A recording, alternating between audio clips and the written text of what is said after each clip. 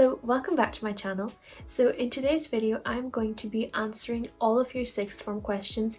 This is part 2. Part 1 is actually linked down below. Today's video is going to be talking about mental health, boys, relationships, drinking, alcohol, the whole shebang. So I hope you guys enjoy and let's get started. Did you feel pressured to drink, smoke or vape? So I've never smoked, I've never vaped, and nor do I intend on. My dad's actually an ENT surgeon and he has seen so many patients with infections of the tonsils, loads of different types of like throat infections, even people who've done it for like a long period of time, like mouth cancer, and all of those stories are like enough to like completely put me off smoking or vaping. So when it comes to alcohol, I have actually drank before, not like loads of times, like maybe 3 or 4 times, but I'm not gonna lie, I don't enjoy it. Alcohol makes me feel incredibly sleepy, and I don't like that feeling. It's not a nice sleep, it's like a drowsy, I need a bed right now sleep. Or I feel really hyper and I just start talking shit. One thing I really like though is that so many places now are doing non-alcoholic drinks. I have tried the non-alcoholic drinks and they're not bad. They do taste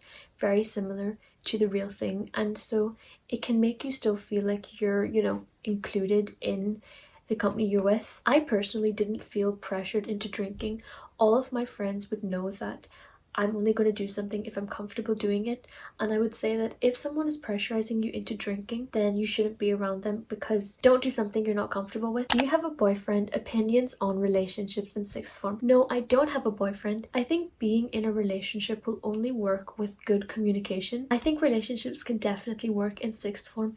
It's just important to recognize that for it to work, you have to both take time out for each other, you have to both listen to each other, kind of just all the things you would do in like a normal relationship anyway. It's just sometimes having to like schedule that around revision and other things. Did your social life and relations with boys deplete in sixth form? It's bold of you to assume that I have many relationships with boys. I like have 0. No, but seriously, I don't really think my relationships with my boy friends depleted in sixth form, because like we all have social media, we would all just talk to each other on Instagram or Snapchat anyway, and any of the friends I had who were guys, like I just saw them in school or spoke to them online anyway, so it was pretty chill. How have your friendships changed in sixth form? This is a juicy question because they have changed so much. I actually became closer to some of my friends, and other friends I had to cut off. I think if there's one thing you will learn in sixth form, it is that people can really change.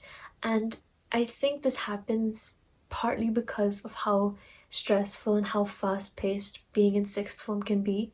Like you're suddenly, doing harder subjects, more content to revise, everybody's stressed about the UCAS application, so then people's attitudes can really change, and some people can become quite jealous, and people you thought were your friends may not actually be your friends. Although some people that I wasn't very close with at the start of the year, I actually ended up becoming closer to now. Like a few days ago, I went out with one of my friends who I wasn't really friends with at the start of the year, but now she's actually one of my best friends. Like she's such a genuinely nice person. So it's all about, I think, trying to figure out who your actual genuine friends are. It is definitely better to have a few friends who are genuine and kind and caring, rather than be around loads and loads of people and in loads of different groups where you're not actually friends with any of the people, or a lot of them are quite toxic. What do you value most in a friend? There are 2 really essential qualities that I look for in a friend. The first one is communication and the second is maturity. I'm not sure about you guys, but I think if I did something wrong, my friends should call me out for it, and same if they did something wrong, I think they should expect me to call them up for it. I mean, that's what a friend does, right? I read a quote recently and it said, an average friend would just kind of play along with it and be like, fine, whatever, they brush it off.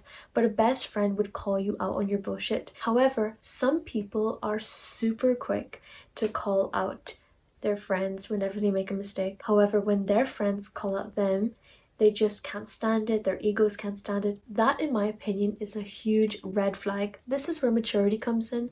You need to be mature enough to accept when you made a mistake and apologize, and then the whole friend group or just friendship can like move on properly and positively. That is just literally the definition of being a mature person and a mature friend. I also cannot stand when one day I'm talking to someone and they're perfectly normal, they're behaving fine, and then the next day they're super cold and distant.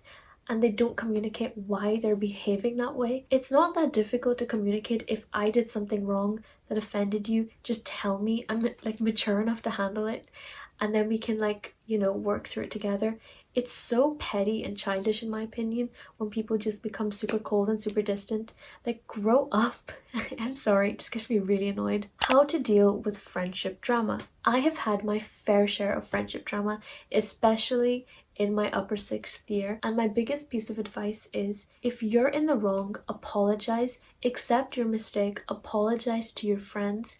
If they're in the wrong, then they should apologize. And I think sometimes you have to realize that if they're not apologizing and they're not setting their ego aside to like own up to their mistake, are they really a good friend? I come from a place of empathy when I say this. I know it is so hard to lose friends. I know it might hurt in the moment. Like, trust me, I've been through it. I've cried enough about losing so many friendships. But you have to think that, is it worth your mental health? And if this person isn't caring about you, then really the best thing to do is just cut them off and move on. You will thank yourself in the long run. You might find that you're making excuses for them, being like, oh no, it's fine, maybe I made a mistake. But if they genuinely made a mistake, they should apologize. It is better to have a few friends who are genuine, I'm just going to repeat it, than have tons of friends who are toxic. And secondly, it is better to be alone and sane than in a group of people who are just surrounding you with negativity and are just, I don't know, like sucking the life out of a room. I've been in situations like that and it's not fun. It's not fun for you or your mental health. How can I take care of myself whilst being busy with school? Okay, hear me out. Your schoolwork should not become your life. The moment your schoolwork becomes your life, you are on a one-way ticket to becoming burnt out before your A-levels, struggling to get through them. You might not even do as well as you wanted, and then after the exams are over, it's not like the burnout just switches off. You have to take a lot of weeks to, recover from that burnout and bounce back. Key thing to finding time for yourself is to find one activity that you genuinely enjoy. So for me, that's actually filming YouTube videos and editing them. If you've been a long-time viewer of my channel, you've probably noticed that I did not upload a lot this year, like my upper sixth year, and that is because I foolishly thought it was a waste of time.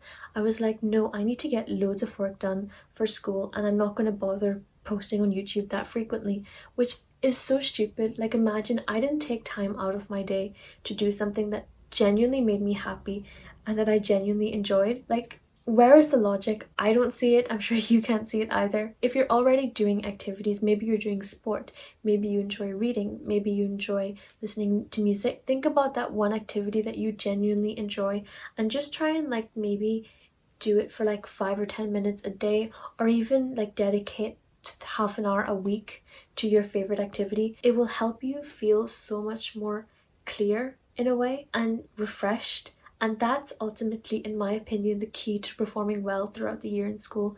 It's just to take time for things that you actually enjoy.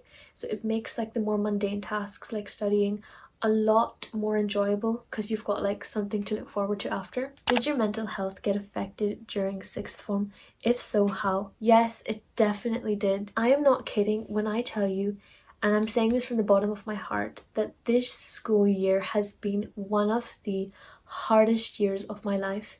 And I'm only 18. Like, this year has been so difficult for me for so many reasons. Basically, there was a period of like 3 to 4 months when I was crying constantly, and that sounds dramatic, but when I tell you, like, I was crying at least 6 days a week, I'm not joking. And I don't even really know why. I was just so sad all the time and I felt so low. I kind of lost my appetite as well. I lost interest in doing activities that I genuinely enjoyed and found happiness in. And even like going to school, something I had loved doing for so long, I hated school. Like, I hated school with a passion. I definitely bottled up so many of my emotions, and until today, like filming this video, I haven't really talked about it that much. I felt like I was Derry's biggest disappointment, especially when it came to like my whole A-levels UCAS situation. I felt like I put a lot of pressure on myself, and I think that also comes from being like part of an Asian family. There's a lot of pressure on you. At the same time, I couldn't switch off. Like, my mind was constantly occupied and it was like all my thoughts were swimming together and getting jumbled up. Not fun at all. A lot of that also did stem from friendship drama. I basically went from having like a solid stable friendship group, you know, for like 3 or 4 years, to having no friendship group practically overnight, which was really shocking and quite hard to deal with. You know, like the stages of grief that you go through whenever someone dies. Although nobody died, it felt like in my heart I had just lost so many people and I felt like nobody liked me. But yeah, I think I've realized that I'm not going to let my work or anyone affect my mental health to that degree, and I come first, not anybody else, not any other task. It's just me, like I come first. That was such a big thing for me to get off my chest. I feel a lot more, I don't know, like light after saying that, because it was just super raw, super honest. Somebody actually asked me, what should I do if I'm not enjoying sixth form anymore? Ask yourself why. Is it your timetable? Is it the workload, the subjects you've chosen? Or maybe is it your environment? Once you kind of identify where the problem is, then you can, you know, work towards finding the solution. When it comes to your timetable, if you're doing 4 subjects, maybe consider dropping a subject. If you're doing 3 subjects, then think about how you can really maximize your study time. When it comes to not understanding the work or finding the work too difficult, why are you finding it really difficult? I know for me, around November time, I kind of fell behind in a lot of my work because I was revising for the BMAT.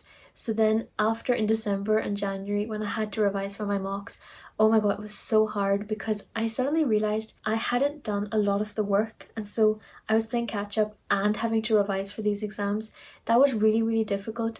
So what I did was I just sort of stayed behind in school in homework club, maybe like once a week, to like get the work done. And at the same time, I made sure to ask my teachers literally any small question I had. I just asked, because that's what they're there for, and usually they're more than happy to like answer a few questions here and there. Another thing that actually really helped me was viewing school as a stepping stone for my future. So let's say you want to be a vet. In order to be a vet, you have to get the A-level grades you require, and you also have to get some work experience. And so I basically started to view school as like, you know, that sort of middle path between where I want to be and where I am now.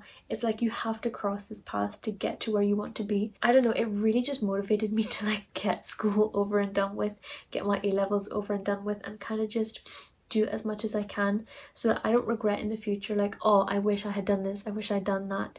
You just don't want to have any regrets that I wish I'd like maybe taken school a bit more seriously, or I wish I'd like asked these questions, or I wish I'd done this, wish I'd done that. You don't really want any regrets. So that is the end of part 2 to my sixth form Q&A. You can watch part 1 by clicking the link down below. I think I kind of got a lot more open, considering a lot of the questions were, I think, a little bit deeper. So I hope you found it insightful, and I hope you found it honest as well, because I'm just talking from my personal experience. Thank you for watching. Please stay safe, and I will see you next week for another video. Bye!